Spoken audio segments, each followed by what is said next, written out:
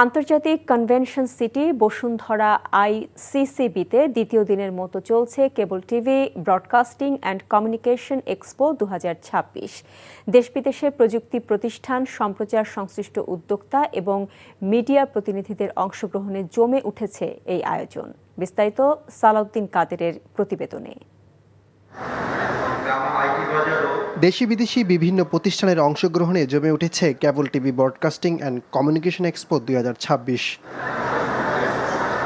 প্রদর্শনী ঘুরে দেখা গেছে আধুনিক ব্রডকাস্টিং সরঞ্জাম, ডিজিটাল কেবল সিস্টেম, কন্টেন্ট ডেলিভারি প্রযুক্তি এবং নতুন প্রজন্মের কমিউনিকেশন সেবা নিয়ে দর্শনার্থীদের ব্যাপক আগ্রহ রয়েছে। এই মেলাটা থেকে কেবল টিভি এবং খাতকে কিভাবে ডেভেলপমেন্ট করা যায় তারা আসলে অনেক দূর এই রাস্তা দেখেই তারা অনেক কিছু ধারণা নিতে পারবে।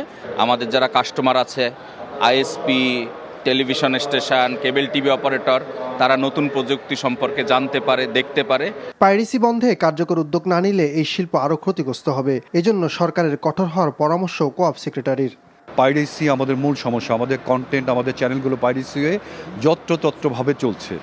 তাই এই অন্তরায় দূর করার জন্য আমরা গতকাল আমাদের মাননীয় তথ্যমন্ত্রী এখানে উপস্থিত ছিলেন, আমাদের সমস্যাগুলো তুলে ধরেছি। আমরা ডিজিটালের ব্যাপারে আমরা কথা বলেছি যে ইন্ডাস্ট্রিকে অ্যানালগ থেকে এটাকে ডিজিটালে নিয়ে যাওয়া খুব দ্রুত দরকার। গণমাধ্যম নীতিমালা অলরেডি কাজ চলছে, এটা এক্সিকিউট হলে আমাদের যে অন্তরায়গুলো আছে সেগুলো ইনশাআল্লাহ দূর হয়ে যাবে। কোঅপ সভাপতি বলেন, এই ধরনের আয়োজন দেশের মিডিয়া ও সম্প্রচার শিল্পকে আরও এগিয়ে নিতে গুরুত্বপূর্ণ ভূমিকা রাখবে। আন্তর্জাতিক মানের একটি এক্সপো আয়োজন করার উদ্দেশ্য আমাদের এটাই যে আমাদের যারা উদ্যোক্তা আছে সকলের পক্ষে বিদেশে গিয়ে এই সমস্ত এক্সপোতে অংশগ্রহণ করা সম্ভব হয় না। এজন্যই আমরা সারা পৃথিবীর যত নামকরা ভেন্ডর যারা আছেন, যারা এই সমস্ত ডিভাইস রপ্তানি করেন, প্রযুক্তি যারা তৈরি করেন, মানে এই ডিভাইসগুলো যারা তৈরি করেন, তাদেরকে এক আমব্রেলার নিচে নিয়ে এসে এই প্রযুক্তির সাথে আমাদের উদ্যোক্তাদেরকে পরিচয় করিয়ে দেয়া। সংশ্লিষ্টরা বলছেন, সঠিক নীতিমালা এবং পাইরেসি নিয়ন্ত্রণে কার্যকর পদক্ষেপ নেওয়া গেলে দেশের ব্রডকাস্টিং ও কমিউনিকেশন খাত আরও এগিয়ে যাবে। সালাউদ্দিন কাদের, এনটিভি নিউজ, ঢাকা।